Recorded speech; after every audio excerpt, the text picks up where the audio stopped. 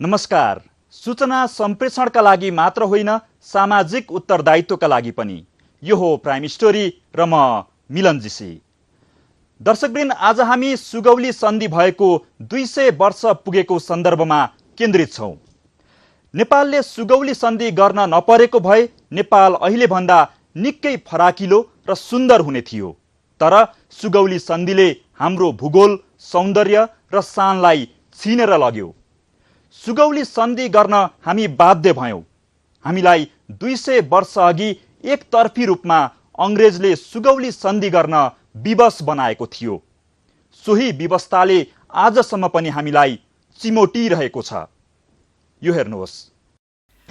आन्तरिक खिचतानीको फाइदा उठाएर नेपालमा पटक पटक वैदेशिक हस्तक्षेप हुने गरेको छ। पछिल्लो समय नेपालमा संविधान जारी भएसँगै भारतको नाङ्गो हस्तक्षेपको सामना नेपालीहरूले गर्नु पर्यो। इतिहासका हरेक कालखण्डमा नेपालको राजनीतिक खिचतानीको फाइदा बाह्य तत्त्वले लिँदै आएका छन्। त्यसैको सबैभन्दा दुर्भाग्यपूर्ण घटनाका रूपमा इतिहासमा दर्ता भएको सन्दर्भ हो सुगौली सन्धि। सधैँ विवाद र चर्चामा रहेको सुगौली सन्धि भएको 200 वर्ष पुरा भएको छ। समय धेरै भयो, तर सुगौली सन्धिले दिएको चोट हरेक नेपालीको मनमा आलै छ। पूर्व टिस्टादेखि पश्चिम काँगडासम्म फैलिएको विशाल नेपालको 1/3 भूमि गुमाउनु पर्ने गरी गरिएको सो सन्धिले नेपालीलाई सधैँ पिरोलिरहने गरेको छ। किराँतीहरूको शासनकाल कमजोर भएपछि नेपाल 54 भागमा विभाजित भयो। यसरी विभाजित भएको नेपाललाई गोरखाका राजा पृथ्वीनारायण शाहको साहस र गोर्खाली सेनाको आँटले एकीकरण गरायो।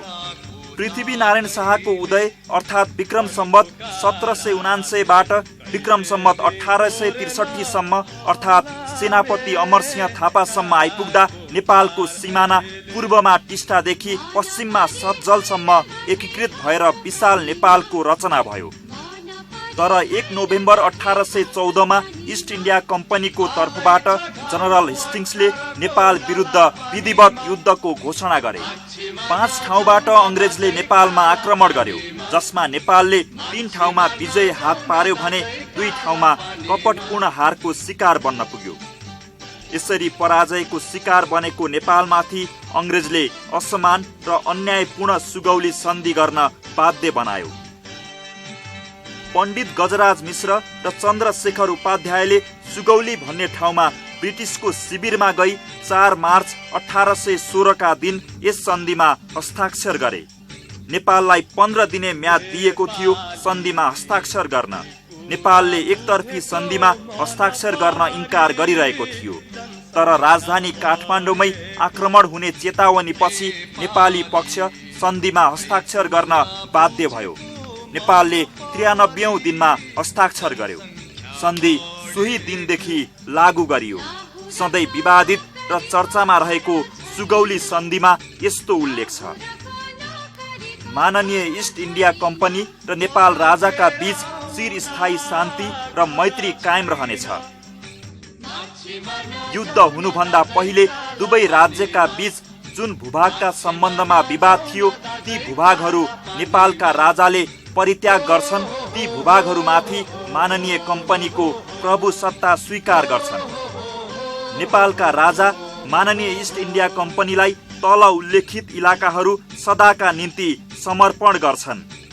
काली र राप्ती नदीको बीचका सम्पूर्ण तल्ला भागहरू, राप्ती र गण्डकी बीचको सम्पूर्ण तल्लो भूमि, गण्डकी र कोशी बीचको समस्त तल्लो भूभाग, मेची र टिस्टा बीचको समस्त तल्लो भूमि, मेची नदीभन्दा पूर्वतर्फको सम्पूर्ण पहाडी इलाकाहरू, नागरीको दुर्ग र जमिन तथा नगरकोटको घाँटी जसमा मोरङबाट पहाडतिर जाने बाटो रहेको छ। यससँगै सो घाँटी र नागरीका बीचका सबै भूभाग यस मितिदेखि 40 दिन भित्रमा गोर्खाली सेनाले खाली गरिदिनु पर्नेछ।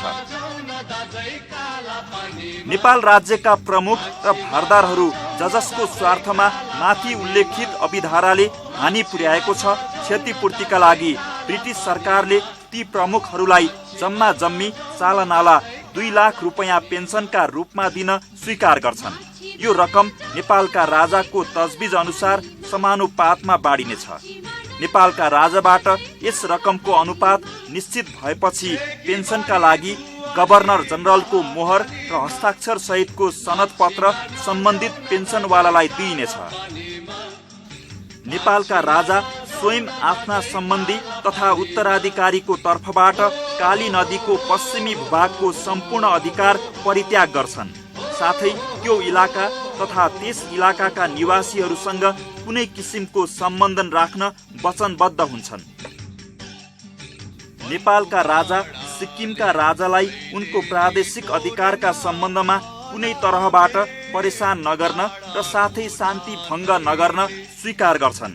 साथै के पनि स्वीकार गर्छन् भने यदि नेपाल अधिराज्य र सिक्किमका राजा अथवा सिक्किमका प्रजाहरूका बीच कुनै मत भिन्नता उत्पन्न भएमा उक्त मत भिन्नता समाधान गर्न मध्यस्थको रूपमा ब्रिटिस सरकारलाई सुम्पनेछन्। नेपालका राजाले ब्रिटिस सरकारको निर्णय स्वीकार गर्नुपर्नेछ। नेपालका राजा यस नियमलाई स्वीकार गर्छन् कि ब्रिटिस सरकारको अनुमति बिना कुनै ब्रिटिस प्रजा तथा युरोपेली प्रजा अथवा अमेरिकीलाई आफ्नो सेवामा कहिले पनि राख्ने छैनन्। दुवै राज्यका बीचमा मित्रता र शान्ति सम्बन्ध सुदृढ र समुन्नत गराउनका लागि एक राज्यका विश्वासपात्र मिनिस्टर दोस्रो राज्यमा रहनेछ भन्ने पनि स्वीकार गर्छन्। यो सन्धि जसमा 9 अभिधारा समाविष्ट छन् नेपालका राजाद्वारा आजको मितिदेखि 15 दिनभित्र अनुमोदन गरिनेछ। उक्त अनुमोदन लेफ्टिनेन्ट कर्नेल ब्रेड शाहलाई प्रदान गरिनेछ र उनले 20 दिनभित्र अथवा सम्भव भए सोभन्दा पनि अगावै गभर्नर जनरलबाट अनुमोदन गराई नेपालका राजालाई सो अनुमोदित सन्धि पत्र दिनेछन्। यस सन्धिमा विवादमा नपरेका नेपाल अधिकृत भूभागहरू पनि कम्पनी सरकारलाई सुम्पने प्रावधान थिए। नेपालले यस सन्धिमा परेका केही अभिधाराप्रति आफ्नो असहमति र असन्तुष्टि प्रकट गरेको हुँदा नेपाल र कम्पनी सरकारका बीच केही तराई फिर्ता गर्ने प्रयोजनका निम्ति अर्को आंशिक सन्धि भयो। 8 डिसेम्बर 1816 मा भएको पूरक सन्धिबाट कोशी र राप्तीका बीचको तराई फिर्ता भयो, तर मूल सन्धिको धारा 4 को प्रावधानलाई खारेज गरियो। सन्धिमा राष्ट्रको सीमाङ्कन स्पष्ट नभएकाले आज पनि विवाद कायमै छ। सन्धिमा सीमारेखा स्पष्ट नभएकोले सीमाङ्कन गर्न समस्या परिरहेको छ। लगभग 60,000 हेक्टर जमिनमा आज पनि विवाद छ। यी जमिनहरूमा दाबी प्रतिदाबी बहस आदि चलिरहेका छन्। परिणाम स्वरूप सीमा क्षेत्रहरूमा भारतीयहरूको हस्तक्षेप बेला बेलामा भइरहन्छ। कालापानी, लिम्पियाधुरा, सुस्ता, मेची क्षेत्र, टनकपुर, सन्दाकपुर, पशुपति नगर, हिले, थोरी सीमा विवाद कायमै छ।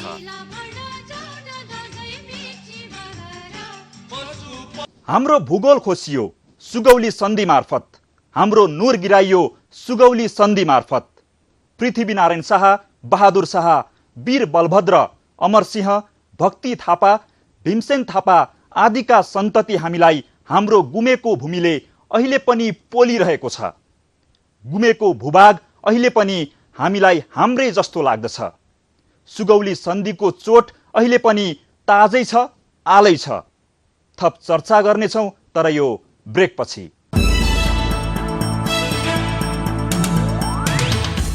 ब्रेकपछि प्राइम स्टोरीमा स्वागत छ। आज हामी सुगौली सन्धिका बारेमा केन्द्रित छौँ। सुगौली सन्धि सहितका केही सन्धिले हामी नेपालीको वीरतामाथि शक्तिशाली कम्पन गराएको कालो इतिहास हामीसँग छ। हामी इतिहासमा कहिल्यै पराधीन भएनौँ, तर इतिहासमा वास्तविक रूपमा स्वतन्त्र रहने मौका पनि पाएनौँ। नेपाल एकीकरणको गौरव गाथा रोकिएसँगै हामीले गर्व गर्न सक्ने गरी अर्को कुनै राष्ट्रिय युद्ध जित्न सकेका छैनौँ। यो हेर्नुहोस्, पृथ्वीनारायण शाह गोरखाका राजा भएपछि नेपाल एकीकरण सुरु भयो। विशाल नेपालको अभियानमा पृथ्वीनारायण शाह एक्लै थिएनन्। उनलाई विभिन्न जात जाति र समुदायका साथै साहित्यिक क्षेत्रबाट पनि मनज्ञ साथ प्राप्त भयो। साहित्यमा वीर रस सो बखत निकै प्रचलित रह्यो। गाइनेहरू घर घरमा देशभक्तिको गीत गाउँदै हिँडे। देश पुरै एकीकरणका लागि जुरुक्कै उठ्यो। 2224 राज्यमा विभक्त नेपाल एउटै मालामा संगठित हुने चरण सुरु भयो। पृथ्वीनारायण शाहले विक्रम सम्वत 1831 मा देहत्याग गरे, तर उनले थालेको एकीकरण अभियान निरन्तर रह्यो। जेठी बुहारी राज्य लक्ष्मी र कान्छा छोरा बहादुर शाहले एकीकरण अभियानको नेतृत्व सम्हाले। विशाल नेपाल फैलँदै पूर्व टिस्टा र पश्चिममा काँगडासम्म फैलियो। दरबारभित्र पारिवारिक झैझगडा र सत्ताका लागि हानथाप सुरु भइसकेको थियो। इस्ट इन्डिया कम्पनी नेपालमाथि आँखा गाडिरहेको थियो। यही मेसोमा लडाईँ भयो। नेपाल नमज्जाले पराजित भयो। मर्नुभन्दा बहुलाउनु बेस नेपाल सुगौली सन्धि गर्न बाध्य भयो। सुगौली सन्धिले नेपालको विजय यात्रामा पूर्ण विराम लगाइदियो। उत्साह र उमङ्गलाई निराशामा परिणत गरिदियो। फलत साहित्य क्षेत्रले वीर रसमा होइन भक्ति रसमा प्रवेश गर्यो। भगवानको भक्ति गाथा त्यसपछि साहित्यमा मौलायो। कुल भूभागको 1/3 भूमि गुमाएको नेपाली समाजसँग भगवान भरोसा बाहेक अर्को कुनै उपाय रहेन। सुगौली सन्धिपछि नेपाल इस्ट इन्डियाको प्रभावमा पर्यो। आन्तरिक मामिलामा उसको हस्तक्षेप सुरु हुन थाल्यो। अर्कोतर्फ दरबारभित्रको कलह दरबारका सदस्यमा मात्र सीमित हुन छाड्यो। भाइ भारदार समेत खेल्न सक्ने गरी कलह झाङ्गियो। यही कलहको फाइदा उठाउँदै जङ्गबहादुर कुँवर नेपालको राजनीतिका केन्द्रीय पात्र बन्न सफल भए। उनले आफूलाई कुँवरबाट राणामा परिणत मात्रै गरेनन्, देशमा निरङ्कुश जहानिया राणा शासनको स्थापना नै गरे। जङ्गबहादुर इतिहासमा निर्ममताका साथ जति परिचित छन् उति नै चलाखीका लागि स्थापित छन्। उनले इस्ट इन्डिया कम्पनीबाट 4 जिल्ला फिर्ता गराउन सफल भए। इस्ट इन्डिया कम्पनीले जङ्गबहादुरलाई बक्सिस स्वरूप बाँके, बर्दिया, कैलाली र कञ्चनपुर दियो। अन्नको भण्डारका रूपमा रहेको यो नयाँ मुलुक नेपालमा नगाभिएको भए नेपालको आकार अझै सानो थियो। सन् 1940 को दशकमा इस्ट इन्डिया कम्पनी भारतबाट बाहिरियो, अर्थात् भारत बेलायतको उपनिवेशबाट मुक्त भयो। सायद त्यति बेला कूटनीतिक प्रयास गरेको भए नेपालले सुगौली सन्धिमा गुमेको भूगोल फिर्ता पाउन सक्थ्यो। त्यसो हुन सकेन। नेपालमा राणा शासनका विरुद्धमा आन्दोलन चर्कँदै थियो। भारतमा भारत छोडो आन्दोलन उत्कर्षमा पुगेको थियो। राणा प्रधानमन्त्रीहरूलाई आफ्नै शासन जोगाउने ध्याउन्न मात्र थियो। भारत बेलायतबाट मुक्त भइसकेको थियो। भारत मुक्त भएको केही वर्षमा नेपालमा राणा शासनका विरुद्धमा जनक्रान्ति सुरु भयो। राणा शासकले भारतसँग सम्झौता गरी भारतलाई रिझाउने नीति लिए, जसको परिणाम सन् 1950 को सम्झौता भयो। प्रधानमन्त्री मोहन शमशेरले 1950 को सम्झौता गरेर भारतलाई रिझाउने र राणा शासन जोगाउने जुक्ति रचे, तर यो जुक्तिले काम गरेन। असमान सन्धि त भयो, तर राणा शासन रहेन।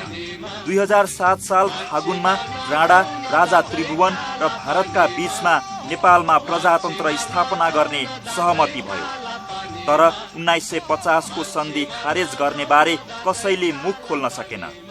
शासन जोगाउनका लागि गरिएको सन्धि शासन परिवर्तन हुँदा पनि कायम रह्यो।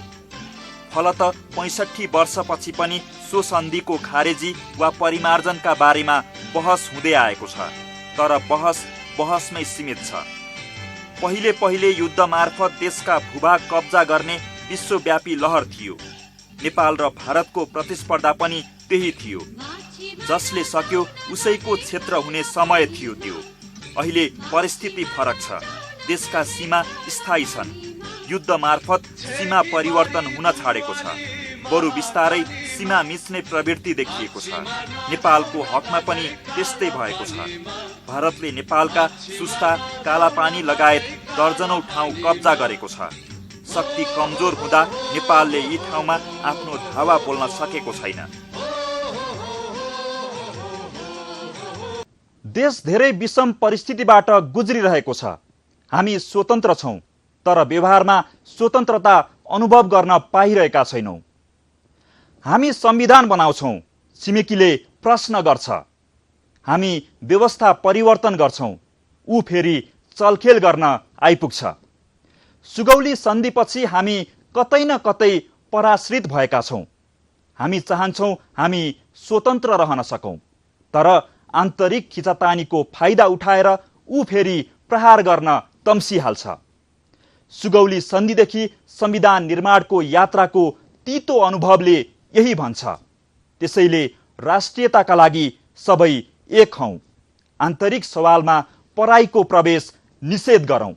आजलाई यही अपिल गर्छौँ। सामाजिक उत्तरदायित्व सहितको पत्रकारितामा हामी निरन्तर समर्पित रहिरहनेछौँ। तपाईको सानो सूचना समाज परिवर्तनको अचूक अस्त्र बन्न सक्छ। त्यस्तो केही महत्त्वपूर्ण जानकारी भए हामीलाई खबर गर्नुहोला। हामी प्राइम स्टोरी बनाउनेछौँ। आजलाई बिदा पाऊँ। नमस्ते।